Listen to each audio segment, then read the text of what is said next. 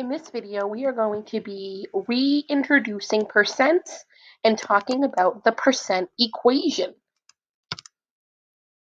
So as we have discussed in the past, when we're working with percents, there is a certain equation we can use, and that is the percent equation. And that the percent equation is going to be, to find a part, you would multiply the percent times the whole, or a percent of a whole would equal a part, and that is why of is going to mean multiplication. So let's try to apply that to some problems here. So say I have the question, what is 25% of 40? Remember, that word what is always going to mean a variable. Is always going to mean equals. Of is always going to mean to multiply. So what is going to be some kind of a variable, whether it be x or y, is always going to mean equal, and of is always going to mean to multiply. So in what is 25% of 40, y equals 25% times 40. And remember, whenever we have a percent in an equation, we are going to rewrite it as a decimal. So to solve that, you would do 0.25 times 40. Or if we flip that around, 10 is 25% of what number? 10 is the equal sign. 25% we would rewrite as 20.25 times what number? And then to solve this, we would solve it like a basic equation and divide both sides by 0.25.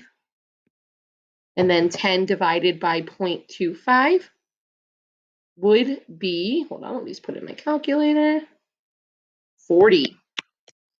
So, and then always go back and make sure that that is a statement that makes sense. 10 is 25% of 40. Well, that's a statement that makes sense. 10 is a part of 40. All right, let's look at a few of these now. 11 is what percent of 50? So right now, what we need to do is first translate this into an equation. So we have 11 is always going to mean equal. What percent is our variable times 50? So now to solve this, since it's multiplication, we would divide both sides by 50. 11 divided by 50 would be 0.22. But since it's looking for a percent, we need to change this back to a percent, which would be 22%, because we would move 2 places to the right. Remember, a percent moves to the right. All right. 25 means equals 4%, we would write as 0.4 times some number. Again, remember, very, very important. And also remember, 0.4% is 0.04, not 0.4. 0.4 would be 40%. Divide both sides by 0.04.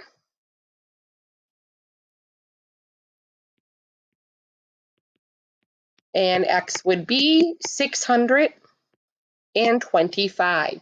So now let's go back and see if that's a statement that makes sense. 25 is 4% of 625. Yes, that is a statement that would make sense. 25 is a small piece of 625. All right, now let's take a look at what is 40% of 60. So x is going to be my what is 40% would be written as 0.4 times 60. So now here, we don't need to do any inverse because everything's already on one side. 0.4 times 60 would be 24. So 24 is 40% of 60. And yes, that is a statement that makes sense because we know that 50% is half, which would be 30. So it's a little under 30. All right, now let's, so we are going to stop there actually. and we will talk about these together. So for now, if you are finished up, you may work on Khan Academy until we move on. All right, good work, guys.